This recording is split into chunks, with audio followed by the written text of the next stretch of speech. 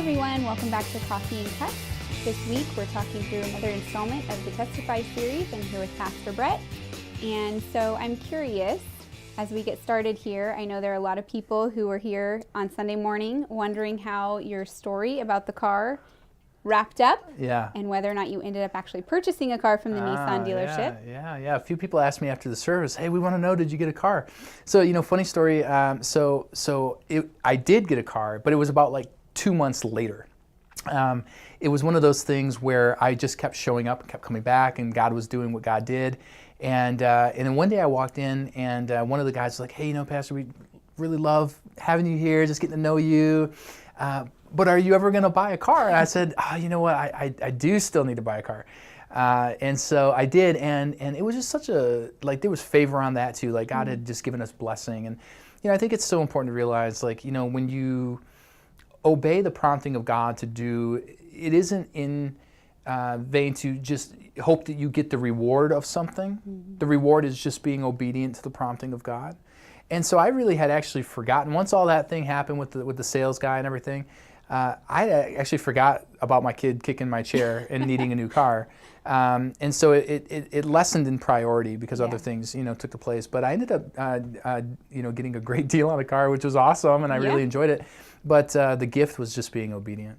So going on with the same story, but diving in a little deeper into what you were saying about God's not really concerned with our first response, but more so our second response. Yeah. What exactly did you mean by that, and how would you further in detail that? Yeah, I would say that, with any of the peculiar promptings of the Lord, right? So we talked about how when God prompts us, it is pretty peculiar, and that we go through this process for most people of wanting to talk our way out of it, right? Like not doing it, maybe, in both of the stories I shared Sunday morning, I received the prompting from the Lord, I knew it was from the Lord, and then I didn't act on it. And so what I mean by God isn't so concerned about our first responses, the second is because I think quite often we're like little kids. We kick and scream, and we throw our little fit about why we don't want to do something. But then, what do you do after you have a minute to be in the presence of God and to just listen? What's the Lord doing in your heart? And so do you continue in rebellion, or do you reform? And, in both the stories I shared, it was I sensed the prompting of the Lord and I reformed, and then entered into this incredible story that God had. So what I mean is when we say God's not as concerned about the first, I think it's just the simple fact that we will all go through that sense of dismissal, disobedience. I don't want to do it. I don't know if it's right. I don't know if it's God, all these other things. But as the Lord continues to impress His call upon you, what do you do with that second sense of oh no, this really is the Lord. Now what do I do with it? And to be that person who wants to say yes. That doesn't, of course, omit the fact that at that first glance, we have an opportunity to say yes, which is awesome. But I was even thinking about that in the story that I shared about pulling up behind the man after, sensing God calling me to go back and grab the pillow out of the road. And, God in His sovereignty knew that I was going to resist the first delivery of it, because if I would have answered right when I got it and not had went an extra half mile down the road, turned around, all that time is passing, the Lord knew that I was going to disobey in that season and then, in a sense, receive it. And then still, after all that time went, then I was the first person behind the man who needed help. Right. So it's just incredible to me that just God is so good. It just blows my mind, how cool God is. You can't kind of manufacture that stuff at all. And, the Lord did that. So that's what I mean when I say that. Yeah, I think the timing of things is an easy way to find God in situations and circumstances. When you look back, you always have that ability to see how He timed things and how He knew your first response was going to be slow. Right. And He's so gracious in that, I feel like. He's so gracious towards us in our human flesh, Absolutely. And our slowness sometimes to obey, but it always comes around, and He's always faithful. There was a great parable, I was just thinking of this, that Jesus talked about in the New Testament. He said there was 2 sons. And He said, to one, the son responded to the father's call to go work in the field. He said, yes, sir, I will do it. And then later, he changed his mind and didn't go. And the second son, when asked, he said, no, sir, I will not go. But then later reconsidered the offer and went, and Jesus asked those listening, which one of the two sons honored the father? And they answered correctly. They said, well, the second one, even though his first response was not the best, after some consideration, it became right. And I think that, too, is what I'm really trying to say when I say, you know, God isn't so concerned about your first response as he is the second one. Yeah. Yeah. I think the heart is always what God's looking at. Yeah, and I think it's absolutely. hard for us to sometimes remember that and see that because we have such shallow eyes. Yeah. But I feel like, you know, that's one thing that our God is faithful and you can always depend on his grace and his mercy on, is that he's really looking deep into your heart. And if you, like you said, come around from, no, I'm not going to do that, to, okay, Lord, I know this is you. I know you've asked me and I'm going to say yes. Then that honors the Lord. it does. Yeah. Another thing, you know, that we were talking earlier, and I've been praying through a lot of scripture during this Testify series, and John 6, they were talking about how it is the Spirit that gives life and the flesh is of no help at all. And for me, I feel like that's kind of my safety net in thinking of that.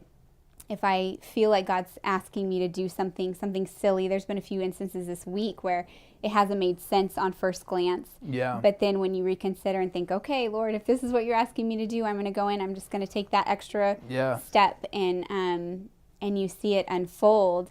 It really helps, because I feel like so many times our flesh is what gets in the way of the Lord moving and using us. And so you were going to tell a story about this week at the mall. Yeah. You were walking.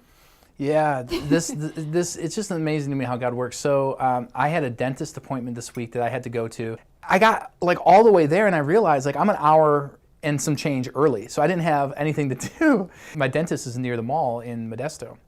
And so I was like, I'm just going to go over there and I'm just going to walk a lap and just see if the Lord opens any doors or whatever. And maybe in the meantime, find a good deal. And so I'm walking around, I'm in a department store, and there's like no good deals anywhere. Like there's like zero deals. And I'm like, okay, obviously it's not to get a good deal. That's why I'm here. And so I was going to go out and get some food, because I know that when I go to the dentist, they always like jack up my mouth and it hurts for like the rest of the day and I can't eat. So I was like, I'm going to go eat before I go there. And the Lord really impressed this on me, Cindy. This was very simple. It was almost like, don't go out there yet. Like, don't leave the store. Take another lap. So I'm like, this must be the invitation of God to find the deal that I've been looking for. And so I take one more lap. And just as I come out, amazing, just as I come out, there's an elderly man who had just fallen down. I didn't see him fall down, but he had obviously fallen down. And he was crawling on all fours. A lot of his personal effects had fallen on the ground. His cane was on the ground. And he's crawling. And so I go over to him, I say, hey, sir, are you okay? And there's a little bit of a language barrier. And he said, I fell down. And I said, okay, well, let me help you up. So picked up his stuff, put it in his pockets. And I go to help this guy up. And his legs are so weak, I don't think he's going to be able to stand. I grabbed this old man by his underpits, lifted him up like a baby, and his legs came out from under him and they like straightened up. And once they were straight, like he had a strength. And I set him down, and we held arms and shuffled over to the massage chairs, because that was the only chair that was by us. And I felt the presence of God in a way I have not felt Jesus in a really long time. And I felt the God was there, man. Like this was like the most Jesus thing I had done all week. And I felt like I needed to tell this man why, right? Because we talk about when you're obedient to the prompting, it's not only for you, but it's also to declare the glory of God in a special way. And so there was a language barrier. There's a Latino guy, and I said to him, Jesus, right? Jesus sent me to help you. And he's like, oh. I said, do you understand what I'm saying to you? Like, he's like, yeah. I was like, yeah, right? He's like, yeah. It was so awesome. And so, I mean, that moment, I mean, you can't manufacture that. And if I would have walked out when I wanted to walk out, I probably would have walked past the shuffling old man who was going pretty slow but had not have fallen down, and it wouldn't have been any different than anybody else walking by. And if I would have been a little later, who knows, right?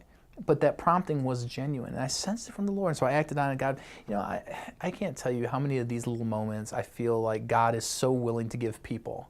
If you're just willing to say, okay, Lord, like I'll be your hands, feet, and voice today. I'll do whatever you want me to do. Give me boldness, give me bravery. I'm scared, I'm afraid, but just like I'll be your person.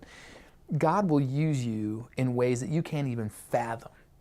to do peculiar things like that only Jesus can get the glory for, because that wasn't even about me or him or any. That was about the Lord reaching out to him, but also ministering to me. It's a beautiful thing.